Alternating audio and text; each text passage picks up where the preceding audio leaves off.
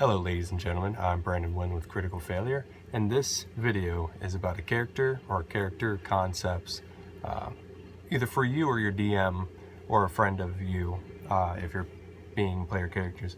And they're about two goblins, one named Sneer, the other one named Sneer. The reason why their names kind of rhyme is because I thought it would be a funny idea, but Smear, being a female goblin, she is basically the charismatic one. So how I would see it is, if you will, she could be a bard or something like that, regardless of how you want the goblin society to run, with how they're all superstitions with booyags and stuff like that, how the magical ones are usually rare. Smear is one of them. She can cast spells and stuff like that, and she's been able to since she was young, and because of how old these characters are, because they're around the ages of 10, which is adulthood for them, because they reach adulthood at the age of 8. I figured they should be young in terms of how old they are, because they die around 60 if I'm correct. Yeah, they live up to 60. So, well, at least according to Volo's guide. So Smear could be, because I've dabbled with this, Sneer and Smear I thought could originally be rogues, being polar opposites of each other. So Smear is a charismatic one, and she, unlike her brother Sneer, is actually the one who doesn't really care about people's lives. She's always talking to Sneer, trying to get him to assassinate people and stuff like that, and ultimately kill people. And Sneer isn't like that. He values life and only kills when himself or his companions, depending if you travel in a party or not, our lives are at stake, unless they need to eat. So he hunts that, he has no problem with that, but he doesn't really try to kill. He usually aims to knock them unconscious or whatever you're fighting, unless it's like a beast. I'm talking about humanoid lives. Goblins, these people hate. Like Sneer and Smear absolutely hate goblins, regardless if they're just like them, into which they're accepted by society. They will ultimately try and kill them in some manner. They hate other goblins. Smear, continuing with her, she's outgoing, bubbly, and positive thinking, except for when she wants to murder people. And she's definitely the talker between the two. I kind of see her as a bard because, the charismatic type of thing. And so I would say, if you do roll as a bard, make sure the charisma is higher than the dex, because you get a +2 to dex as a goblin for Volo's guide. But if you do her as a rogue, still put it into high charisma, because again, she's a talker. Everyone likes Smear in your party. That's what you're trying to go for. Smear's the liked one. Sneer is kind of like the one off in the background. And Smear is usually, she seems like the leader between the two, but she really isn't. She actually talks to Sneer about a lot of stuff, and Sneer is the one that gives a lot of the go-ahead, dealing with everything, because Smear, even though she's charismatic, she's not really a great thinker. She's constantly thinking of things on the fly, but not a lot of them are very good ideas. But Sneer, he contemplates things long before he actually tries to do anything, which doesn't really go with the goblin way of life, but that's how Sneer is. He's not like the typical goblin. He kind of has a elf way of thinking. He takes a long time to think on certain things, but if it has to be a instant thing, talking to someone about a job, and he has only maybe a couple hours or a few minutes to think of it, he'll think of it and he'll go through everything in his head. But Smear, unlike him, will just immediately do something, unless it's she knows it'll directly compromise the relationship between her and Sneer. So Smear doesn't really care how others view her. She is just how she is, but naturally people are going to like her, so she's going to start thinking that people are always going to like her. But she eventually, because I see this being as a build-up, people eventually start growing to want to defend Smear when she does fuck up, even though she's wrong.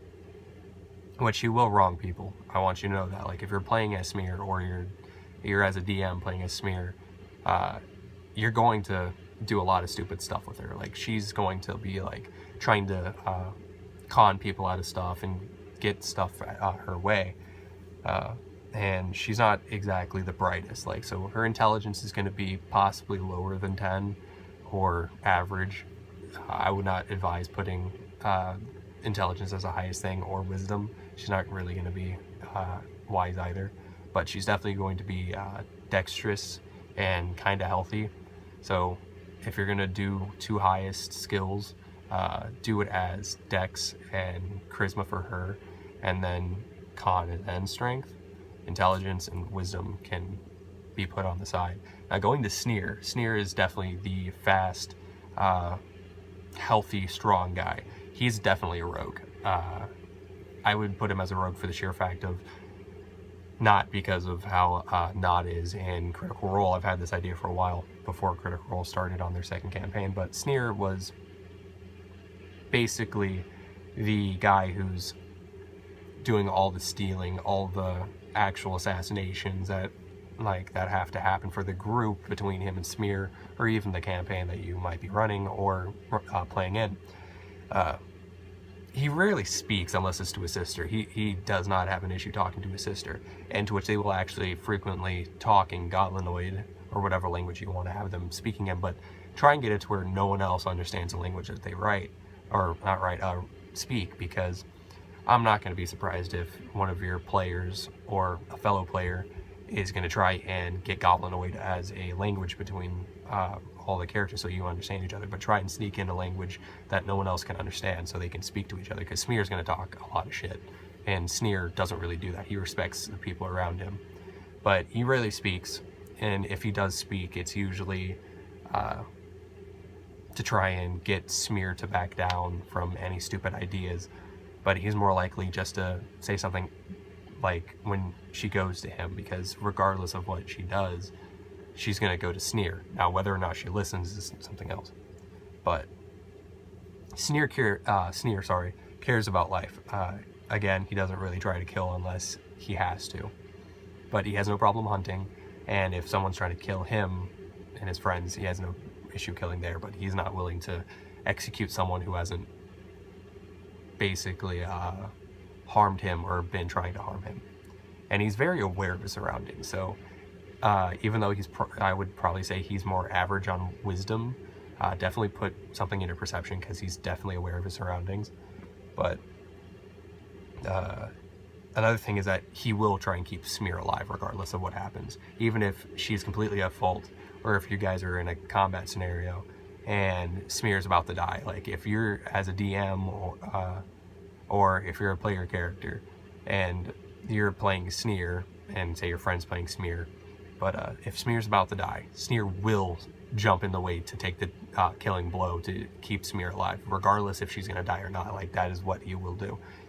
Sneer cares heavily about Smear, and he's very loving of his sister, and he will do absolutely anything to keep her alive, and that's what he's done so far. Like, if you want, you can have it to where Sneer actually has several wounds that he sustained from a lot of Smear's stupid antics and such, but, you know, that's how he is. He cares about his sister. They kind of lived this long boosting each other and taking care of each other.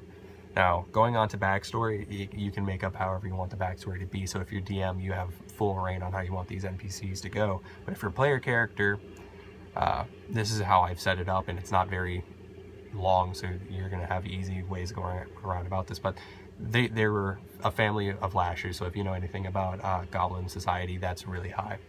And because Smear is a booyog to them, she's definitely higher than Sneer in that hierarchy. But they were lashers, and they left the Goblin Society because they didn't really like it.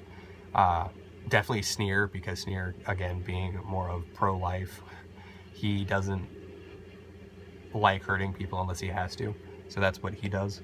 But Smear, she didn't really enjoy it herself. Like, she just done like the confines of being a goblin, and then also being treated like crap because she is a goblin, and like how society usually reigns.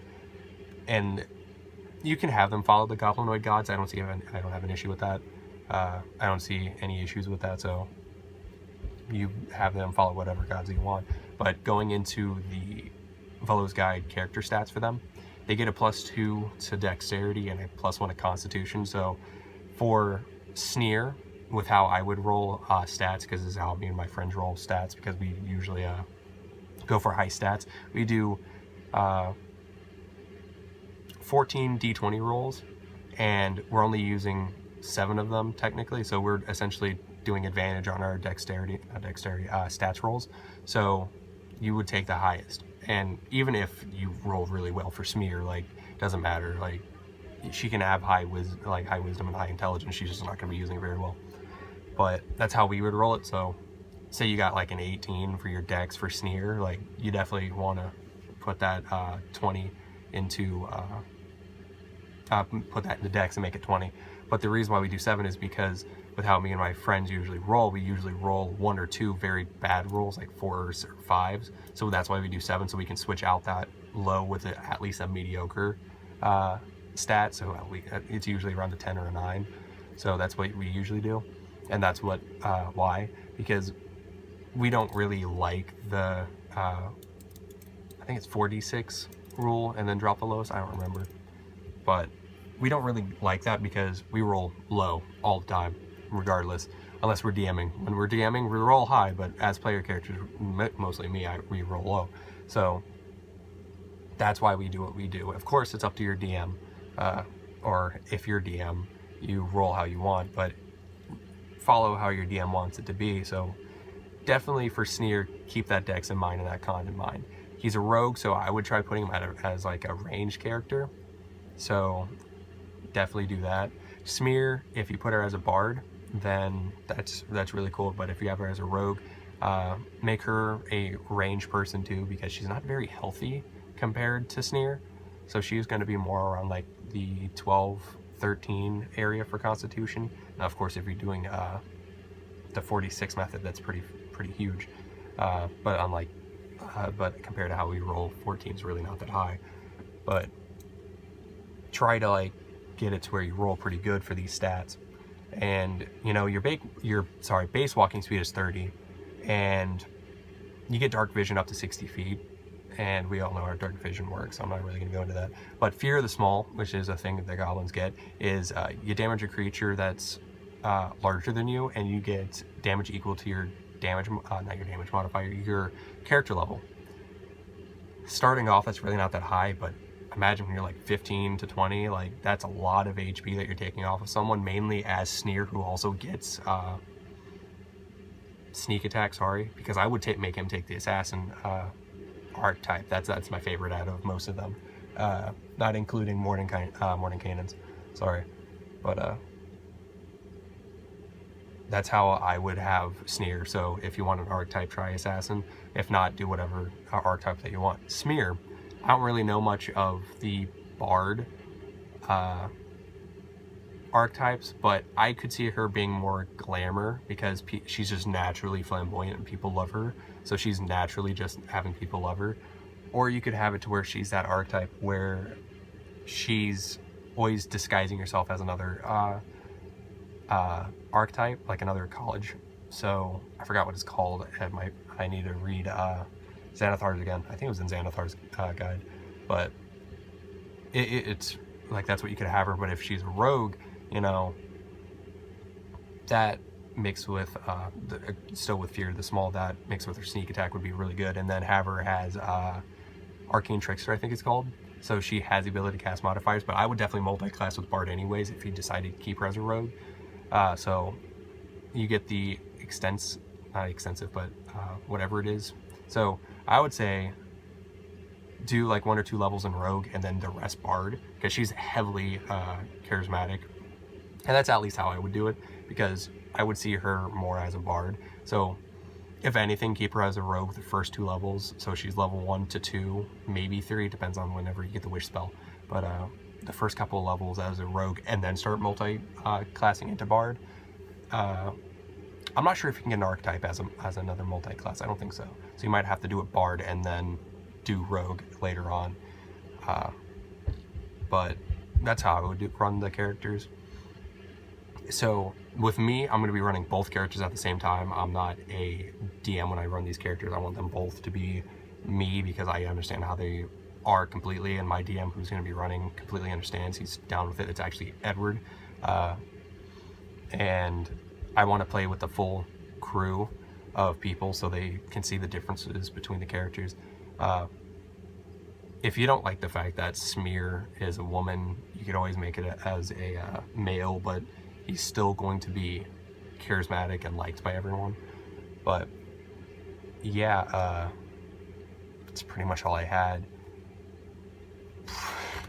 I ran through this video, I'm surprised, but you know, these characters care heavily about their party. Make sure to remember that. At least Sneer does. Sneer will grow to like them, and she won't want to use them as she does in the beginning. So in the beginning, definitely have it to where she's basically using them as utilities rather than people. But Sneer sees them as people. But that's really the end of the video. So I'm Brandon with Critical Failure. Don't forget to like and subscribe. Go follow us on our Instagram, critical.failure. Don't forget to send us things in the comments of video concepts that you would like us to do. You can DM us in the Critical Failure Instagram page, seeing what you want us to do. Yeah, that's really the end of the video. So see you guys.